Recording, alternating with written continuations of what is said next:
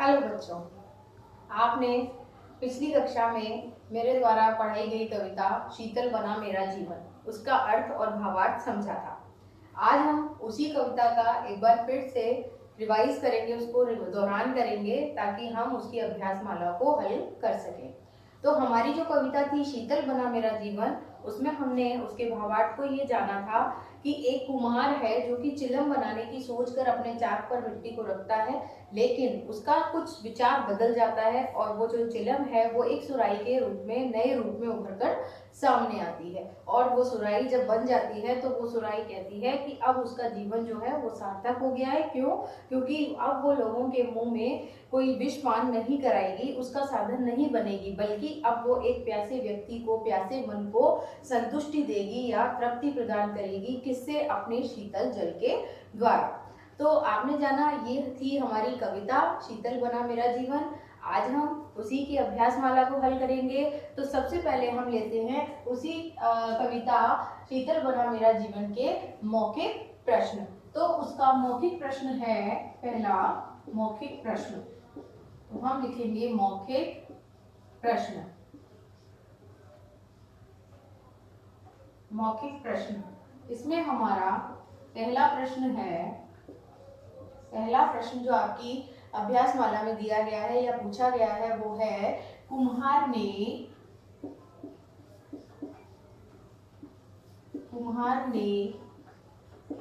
क्या बनाने की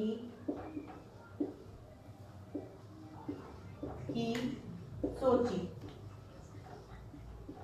तो हमारा उत्तर है, आप सभी को पता होना चाहिए बच्चों, क्योंकि आपने कविता का अर्थ जाना है, आपको ये पता होना चाहिए कि जब कुम्हार चाक पर मिट्टी रखा तो उसने क्या बनाने की सोची थी, वो पहले क्या बनाने के लिए बैठा था। तो यहाँ पर हमारा उत्तर होगा कि कुम्हार ने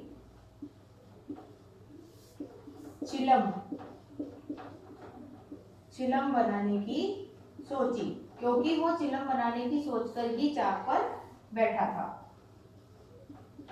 चिलम बनाने की सोची, ये हमारा उत्तर है।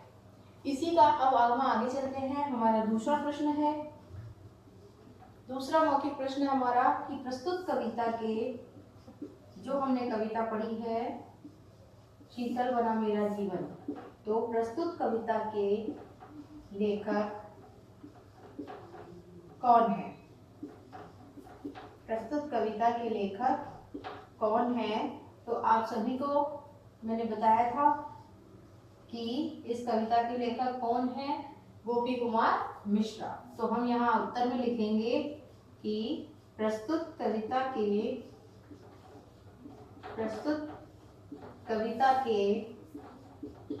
लेखक श्री गोपी कुमार मिश्रा हैं। यह हो गया हमारा दूसरा उत्तर। तो हमारे मौखिक प्रश्न जो है वो अभ्यास वाला में ये दो ही प्रश्न पूछे गए हैं, तो दोनों के उत्तर आपको समझ में आ गए होंगे। यहाँ पे जो हमारा फर्स्ट मौखिक क्वेश्चन था कि कुम्हार ने क्या बनाने की सोची, तो बच्चों यहाँ पर जब चैप्टर शुरू हुआ था, चैप्टर की जो शुरू की जो लाइन्स थी उसी में ये आंसर है। क्योंकि जब उसमें बैठा था, चाक पर जब बनाने बैठा था मिट्टी को लेकर कुम्हार, तो जब वो फर्स्ट टाइम बैठा तो उसने पहली बार में सोचा क्या था? चिलम बनाने के बारे में। लेकिन बाद में हुआ क्या? उसका मन परिवर्तन हुआ और उसके बाद में वो जो चिलम बनाने की सोच कर बैठा था, वो चिलम बनाने की बजाय उसने किस चीज, नई चीज का निर्माण कर दिया? सुराही का। लेकिन यहाँ पर पहला पूछा है कि सोच कर क्या बैठा था वो, तो उसकी सोच में क्या था? क्या बनाना है उसे? चिलम। इसलिए यहाँ पे उत्तर आया है चिलम। अब हम आगे लेंगे नेक्स्ट क्वेश्चन जो है, आप उत्तर लिख लीजिए। और अब हमारा जो नेक्स्ट क्वेश्चन है वो है चूज वन, यानी सही विकल्प चुनना है हमें। हमें एक प्रश्न पूछा जाता है और उस प्रश्न में हमें कुछ ऑप्शन दिए जाते हैं, उन ऑप्शंस में से ही हमें अपना उत्तर क्लिक करना होता है, टिक करना होता है। तो हमारा जो दूसरा है अभ्यास माला का प्रश्न, वो पहले हम लिख लेते हैं। हमारा प्रश्न है सही विकल्प चुनिए। सही विकल्प चुनिए। इसमें हमारा पहला जो प्रश्न है अभ्यास माला का वो पूछा गया है कि माटी यानी मिट्टी, इसका अर्थ है मिट्टी। तो माटी लेकर रखी, अब इसको यहीं पर अधूरा छोड़ दिया गया है और इसके 3 ऑप्शन दिए गए हैं। पहला है कि वो कहाँ कहाँ पर रखी गई, तो पहला ऑप्शन दिया है चाक पर, दूसरा ऑप्शन जो है हमारा वो दिया गया है छत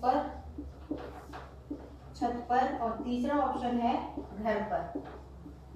तो हमने कविता पढ़ी है तो हमें पता है कि जो माटी है उस मिट्टी को लेकर के जो कुम्हार है उस माटी को सबसे पहले उसने किस पर रखा, चाक पर। तो हम हमारे उत्तर पर सही का निशान लगाएंगे। इसी तरीके से हमारा दूसरा प्रश्न इसमें पूछा गया है कि चिलम जो थी वो किस में बदल गई। तो इसका क्वेश्चन है चिलम बदली। अब हमारे ऑप्शन दिए गए हैं, पहला दिया गया है घड़े में, दूसरा हमारा ऑप्शन दिया गया है दिए में और तीसरा हमारा ऑप्शन जो है वो दिया है सुराही में। तो हमारा सही ऑप्शन क्या होगा बच्चों, आपने कविता का अर्थ जाना है, आपको सबको पता होगा कि जो हमारी जो चिलम है वो किस में परिवर्तित हुई थी, सुराही में। तो हम इस पर सही का निशान लगाएंगे। तीसरा हमारा जो क्वेश्चन है अभ्यास माला का वो ये है कि तुम्हें समर्पित जो अंतिम पंक्तियां थी उसमें ये प्रश्न पूछा गया है कि तुम्हें समर्पित कोरी। अब क्या कोरी, इसके लिए 3 ऑप्शन दिए गए हैं, तुम्हें समर्पित कोरी। अब क्या है, किसने अपने आप को समर्पित किया था वो यहाँ पर क्वेश्चन पूछा गया है। तो हमारा ऑप्शन है पहला चिट्ठी, दूसरा ऑप्शन है मिट्टी, ठीक है, और तीसरा ऑप्शन है हमारा पट्टी। तो हमारा सही आंसर क्या होगा कि जो सुराही है उसने अपने आप को समर्पित किया था अपने कर्ता को, अपने बनाने वाले को, अपने ईश्वर को, क्योंकि जो हमारी रचना करता है हम उसे ईश्वर का पदवी देते हैं, हमारा निर्माण करता। तो उन्होंने अपने कुम्हार को क्या समर्पित किया था, अपना जीवन, और उसका जीवन किससे बना है, मिट्टी से। तो यहाँ हमारा उत्तर क्या होगा, मिट्टी। तो इस तरीके से हमने ये तीनों हमारे सही विकल्प वाले अभ्यास प्रश्न भी हल कर लिए। अब हम आगे बढ़ते हैं हमारे अगले प्रश्न की तरफ। तो हमारा जो अगला प्रश्न है वो है कि जो कविता हमने पढ़ी है उस कविता की पंक्तियों को हमें पूरा करना है। तो सबसे पहले हम वो अधूरे पंक्तियां लिखेंगे जो हमें बुक में दी गई है, उसके बाद हम उनको फिल करेंगे।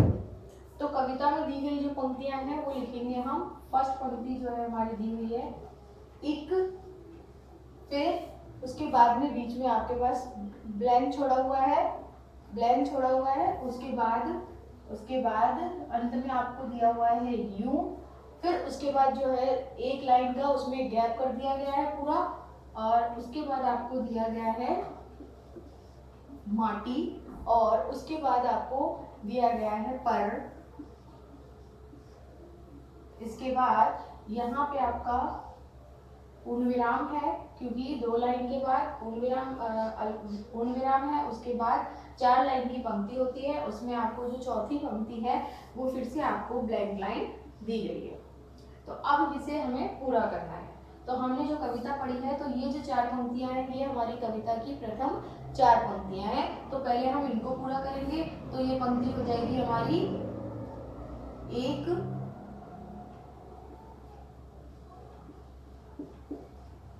कुम्हार। हमारी जो कविता की जो पहली पंक्तियां हैं 4 वो है ये, इनको हमें पूरा करना है। तो ये हो जाएगी एक कुम्हार ने एक दिवस। अब यूं पहले से दिया हुआ है, फिर सेकंड लाइन इसमें पूरी नहीं दी हुई है, तो हम अपने मन से लिखेंगे। हमें पता है कि क्या बनाने की ठानी थी, तो इसमें हम लिख देंगे चिलम बनाने की ठानी। फिर माटी लेकर रखी चाक पर। अंतिम पंक्ति है इसमें सूत्र रखा भरकर पानी। तो ये पंक्तियां हमारी हमने पूर्ण कर ली हैं, अधूरी पंक्तियां। इसी तरीके से इसी चैप्टर का एक और हमें अधूरी पंक्तियां दी गई हैं जिनको हमें पूरा करना है, जिसकी शुरुआत है हमारे रोज। ये कविता के चौथे अंश से ली गई पंक्तियां हैं जिसमें कि हमें दिया गया है रोज यानी रोजाना। फिर ये पंक्ति हमारे लिए ब्लैंक छोड़ी गई है। फिर दूसरी जो पंक्ति है उसको हमें दो शब्दों को दिया गया है, गरल पान, फिर ये छोड़ दी गई है। फिर जो थर्ड पंक्ति है आपकी बुक में वो आगे बिल्कुल ब्लैंक दी गई है, अंतिम वर्ड इसमें दिया हुआ है अब। और जो हमारी जो फोर्थ पंक्ति है उसको भी पूरा ब्लैंक छोड़ करके हमें लास्ट वर्ड दिया गया है तृप्ति। तो हम अब इन पंक्तियों को पूरा करेंगे। तो हमारी जो पहली लाइन है वो है कविता की चौथी लाइन से है, ये अंश जो लिया गया है ये कविता का चौथा अंतरा है जिसमें हम लिखेंगे रोज मुखाग्नि, रोज मुखाग्नि बनती रही।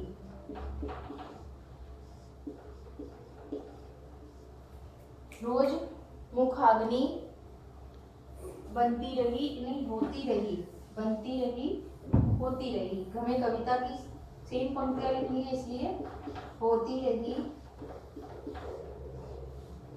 नेक्स्ट लाइन है गरल पान का साधन बनती। नेक्स्ट लाइन है हमारी गरल पान का साधन बनती। गरल पान हमने पढ़ा था बच्चों, गरल पान का मतलब धूम्रपान करना जिसके द्वारा इंसान की जो है शरीर में जहर धीरे धीरे प्रवेश करता है। हमारी नेक्स्ट लाइन है तन्मन। तन्मन,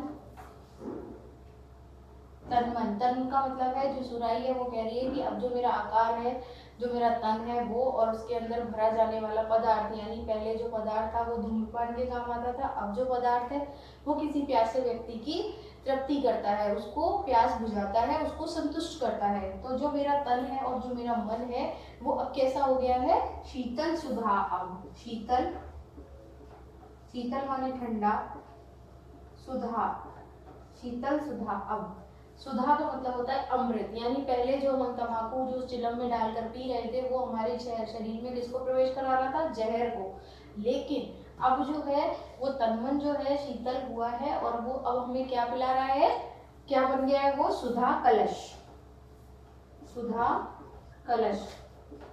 अब क्या बन गया है वो, सुधा कलश, यानी अमृत का एक ऐसा कलश बन गया। अमृत क्यों बोला गया है, क्योंकि बच्चों जब हमको बहुत तेज प्यास लग रही होती है उस समय अगर हमें कहीं से एक थोड़ा सा भी ठंडा पानी मिल जाए तो वो हमारे लिए अमृत के समान होता है। इसलिए यहाँ पर जो शीतल जो ठंडा जल है जो सुराई के द्वारा हमें प्राप्त हो रहा है वो अब क्या बन गया है, एक अमृत का कलश बन गया है। तो इसी तरीके से चौथी लाइन अब हम पूरी करेंगे कि वो जो कलश बन गया, सुधा कलश का जो पानी है सुराई का जो बन गया है वो क्या कर रहा है, वो क्या काम कर रहा है। तो यहाँ पर हम जो चौथी पंक्ति है हमारी उसके द्वारा वो पूरा हो रहा है कि प्यासे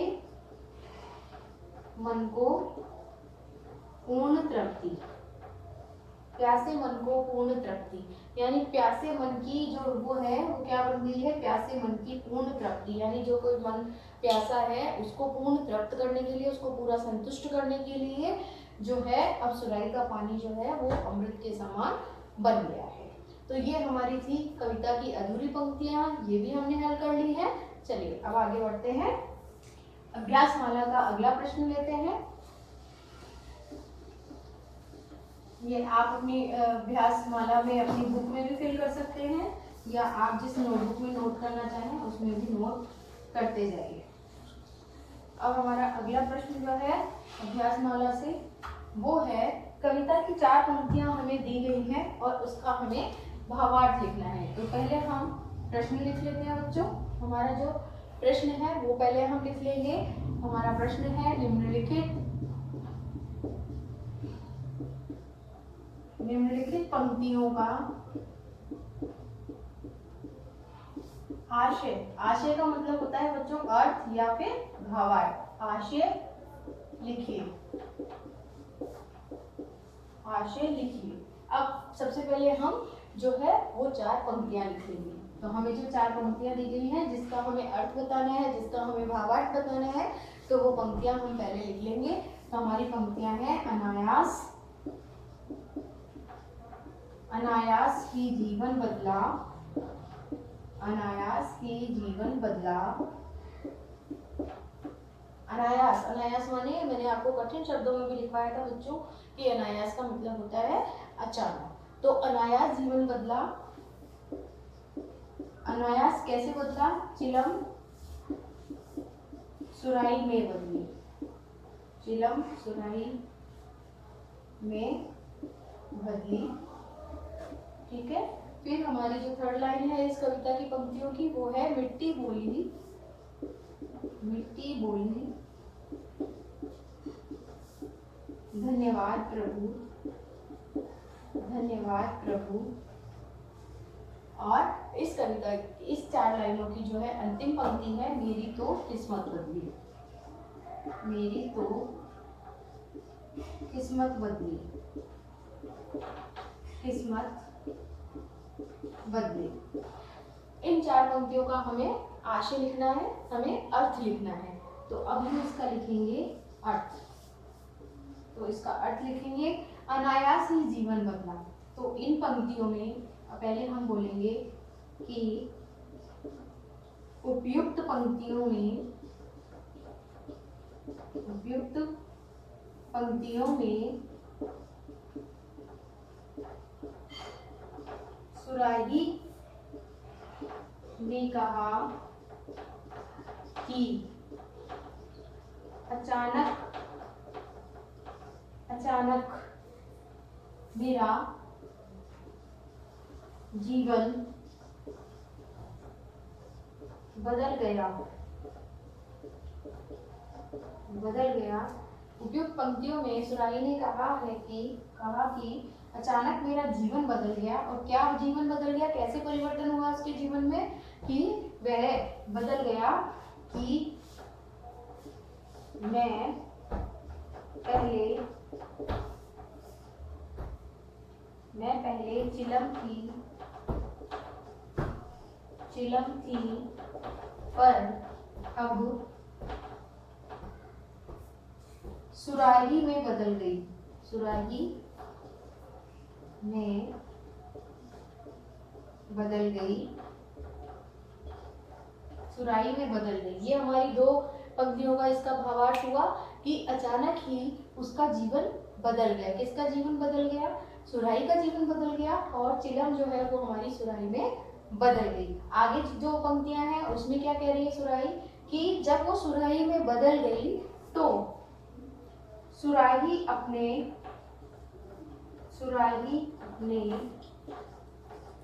निर्माणकर्ता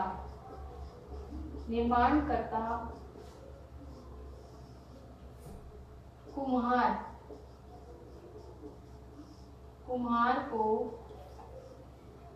हम ये ऊपर वाली पंक्तियां रद्द कर लेंगे।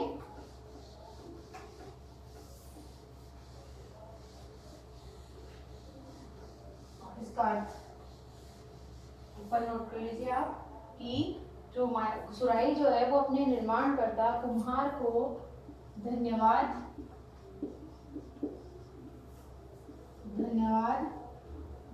देते हुए क्या कहती है, धन्यवाद दे रही है, और कह रही है कि अब उसका भाग्य बदल गया है, अब उसका भाग्य बदल गया है, इसलिए वो कुम्हार को धन्यवाद देती है। कैसे बदल गया बच्चों उसका भाग्य? क्योंकि पहले वो एक चिलम थी जो कि मनुष्य के जीवन को नष्ट करने के लिए धूम्रपान के रूप में प्रयोग की जाती थी, उसका साधन बनती थी, जिसके द्वारा मनुष्य धूम्रपान करते थे। लेकिन अब क्या हुआ है, अब उसका रूप परिवर्तन हो गया। किसकी वजह से? कुम्हार की वजह से। और अब वो चिलम ना रह करके वो सुराही बन गई है। तो वो अपने निर्माणकर्ता, अपने कुम्हार को धन्यवाद दे रही है कि आपके कारण अचानक ही मेरा जीवन बदल गया।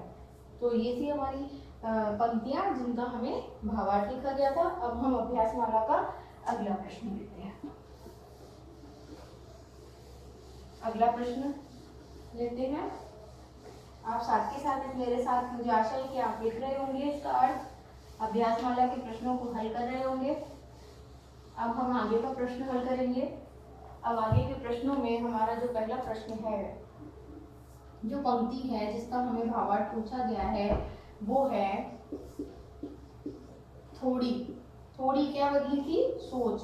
तो किसकी बदली थी? तेरी थोड़ी सोच जो बदली, तेरी थोड़ी सोच जो बदली, यानी कुम्हार को जो है वो सुराही ने ये पंक्तियां जब कही हैं, उन्हीं पंक्तियों का भावार्थ यहाँ पर मैं आपको समझा रही हूँ और इसी में आपको उसका भावार्थ लिखना भी है। तो इसकी पंक्तियां पहले हम पूरी लिख लेते हैं। बदल गया मेरा जीवन, बदल गया मेरा जीवन, और फिर इसी कविता की जो अंतिम दो पंक्तियां हैं वो हम लिख रहे हैं। तुम्हें समर्पित, तुम्हें समर्पित कोरी मिट्टी,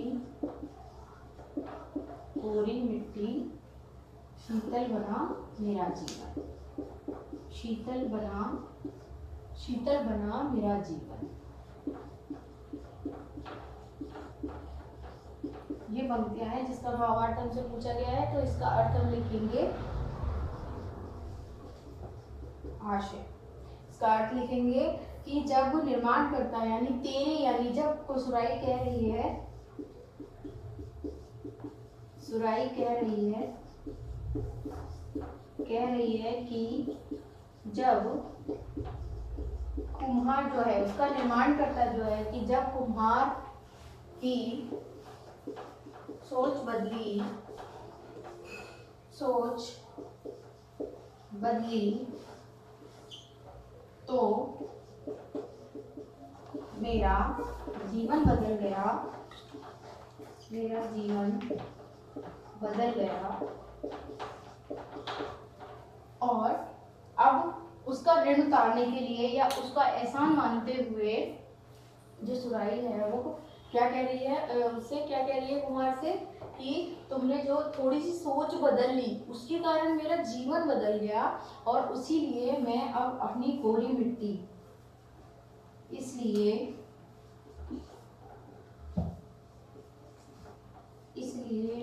मैं अब अपना जीवन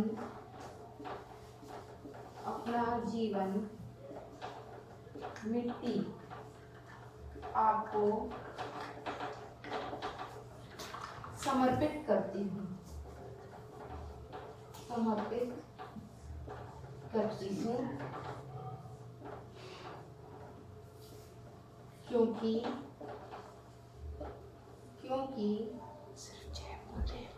अब मेरा जीवन शीतल हो गया है, शीतल हो गया है। जी, तो देखा आपने बच्चों कि ये जो हमारी कविता की पंक्तियां हैं, तेरी थोड़ी सोच जो बदली, बदल गया मेरा जीवन, तुम्हें समर्पित कोरी मिट्टी, शीतल बना मेरा जीवन। तो इसमें आपने देखा कि जो मिट्टी है जब उसका जीवन बदल गया, जब वो सुराही के रूप में परिवर्तित हो गई, तो उसने क्या किया, अपने जो निर्माण करता है कुम्हार जो है, उसको बनाने वाला है, रचयिता है, उसको अपना जीवन समर्पित कर दिया। क्योंकि कहते हैं कि जैसे कि हम मनुष्य कहते हैं कि तन मन धन सब है तेरा, तेरा तुझको अर्पण क्या लागे मेरा। तो जब हम अपने निर्माणकर्ता को अपना तन मन अर्पण करते हैं, उसी प्रकार से जो सुराही है वो अपने जीवन दाता यानी कुम्हार जिसने उसको एक नया जीवन दिया, उसको अपना समर्पण प्रस्तुत करते हुए कह रही है कि मेरा जो जीवन है, मेरा ये जो रूप है, जो मेरा जो आकार है, जो आपने दिया है, ये मैं अब आपको समर्पित करती हूँ। तो ये हमारी दोनों जो पंक्तियां हैं कविता की, इसका आशय पूछा गया था अभ्यास माला में, ये हमारा कंप्लीट हो गया। अब हम आगे करेंगे इसके प्रश्न, लिखित प्रश्न, लिखित प्रश्न करेंगे। तो लिखित प्रश्न में आपका जो पहला प्रश्न है बच्चों, वो पूछा गया है कि कुम्हार कुम्हार ने, पहला प्रश्न हमारा जो पूछा गया है वो है कुम्हार ने चिलम बनाने के लिए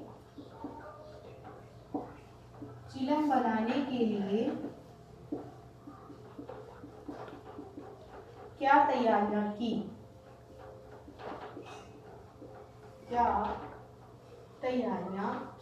तो हमारा ये पहला प्रश्न है। इसका उत्तर है, अब आप बताइए, आपको पता होना चाहिए कि चिलम बनाने के लिए उसने क्या क्या काम किया था। सबसे पहला काम क्या किया था कि कुम्हार ने, इसका उत्तर लिखेंगे हम, कुम्हार ने चिलम बनाने के लिए, किसी भी प्रश्न का उत्तर देते समय अगर हम उसको प्रश्न के अनुसार ही अगर हम उसका उत्तर देते हैं तो वो उत्तर बहुत ज़्यादा प्रभावशाली होता है। तो हम कुछ प्रश्न में से ही स्टार्ट कर रहे हैं कि कुम्हार ने चिलम बनाने के लिए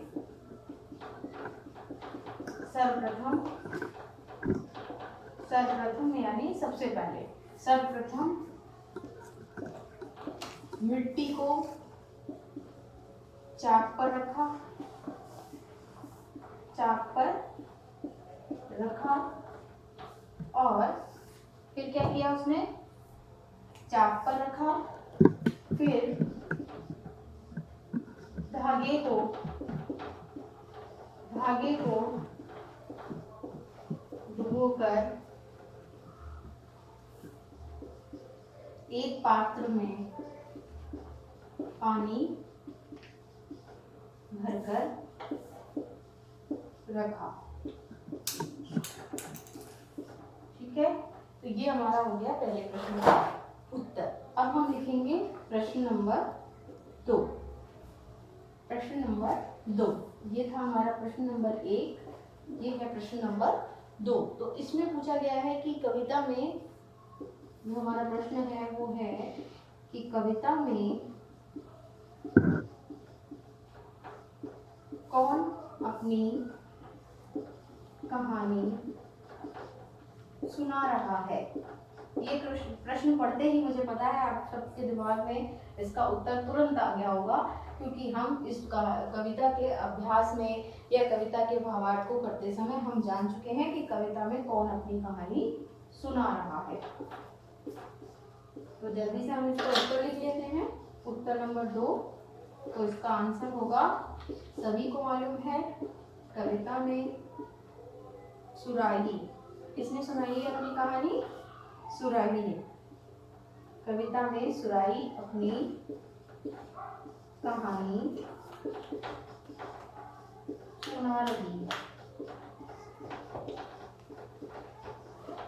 सुना रहा है। ठीक है, इसके बाद अब नेक्स्ट हम प्रश्न नंबर 3 करेंगे। ये जो प्रश्न नंबर 1 है, इसके बाद प्रश्न नंबर 2 हमारा हो गया। अब हम प्रश्न नंबर 3 करेंगे कि जब कुम्हार ने मिट्टी को चाक पर रखा तब क्या हुआ।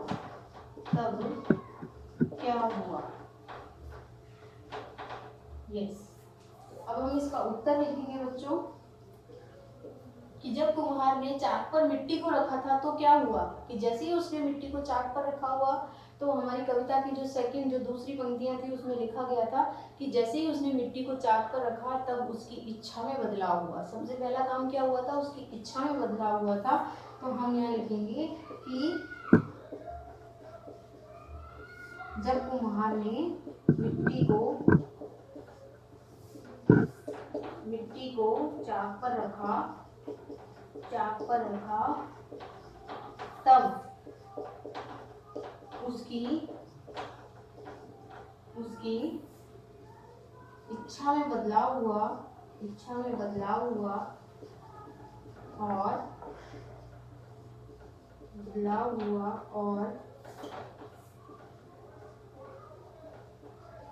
उसी के अनुरूप जब हमारे मन की इच्छा चेंज हो गई तो उसी के अनुरूप हम कार्य भी करेंगे। तो ये हमारा हुआ उसी के अनुरूप उसके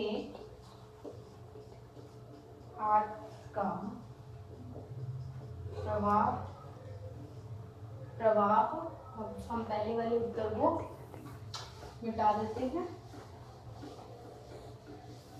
इसी उत्तर को पूरा करेंगे हम। तो हमारा उत्तर लिखेंगे हम, 2 उत्तर हम रब कर देते हैं। तीसरा उत्तर, तो क्या हुआ कि जब कुम्हार ने मिट्टी को चाट कर रखा तब सबसे पहले उसकी इच्छा जो है उसमें बदलाव आया और उसी के अनुरूप उसके हाथ का प्रवाह भी बदल गया।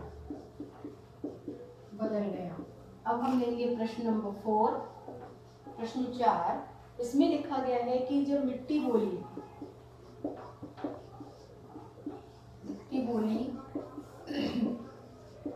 धन्यवाद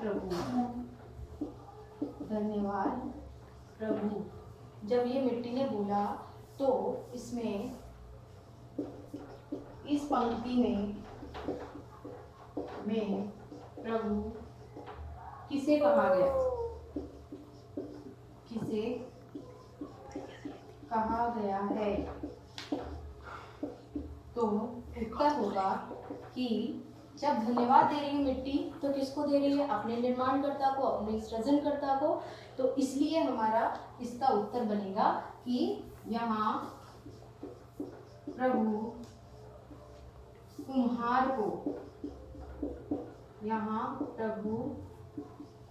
को कहा गया है। यहाँ प्रभु कुम्हार को कहा गया है। अब हमारा ये लिखित का अंतिम प्रश्न हम लेते हैं। हमारा अंतिम प्रश्न है कि इस कविता में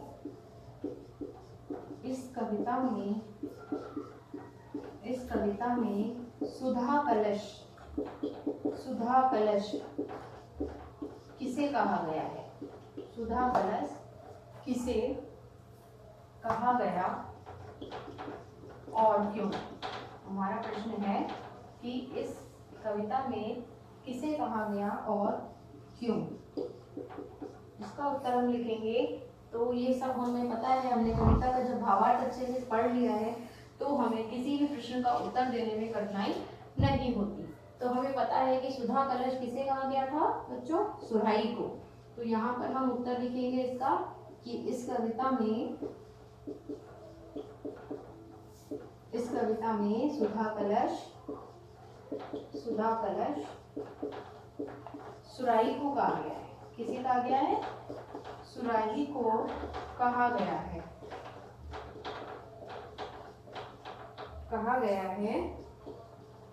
क्योंकि अब क्या काम करती है सुराही? क्यों कहा गया उसको सुधा कलश? क्योंकि वो एक प्यासे व्यक्ति के प्यास को बुझाकर उसके मन को संतुष्टि प्रदान करती है। तो हम इसका उत्तर में यही लिखेंगे, क्योंकि सुराही प्यासे मन को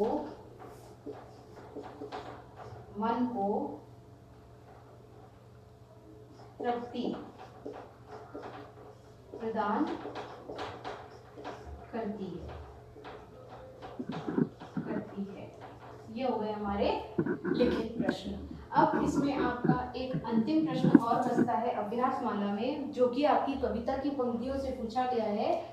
तो वो कविता की पंक्तियों का प्रश्न जो है वो आपका वही प्रश्न है जो हमने अभ्यास माला के मौखिक में करवाया था, इसलिए हम उसे दोबारा नहीं लेंगे। उसमें जो प्रश्न नया आया है हम उसे लिखेंगे।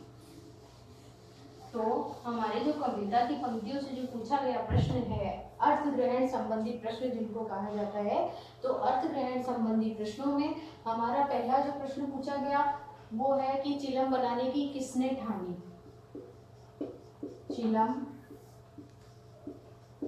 बनाने की किसने ठानी? तो आप एक शब्द में उसका उत्तर लिख सकते हैं और उत्तर होगा कुम्हार।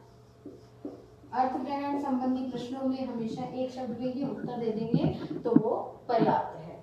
फिर दूसरा है हमारा कि दूसरा प्रश्न अर्थ ग्रहण संबंधी जो है वो पूछा गया है कि कुम्हार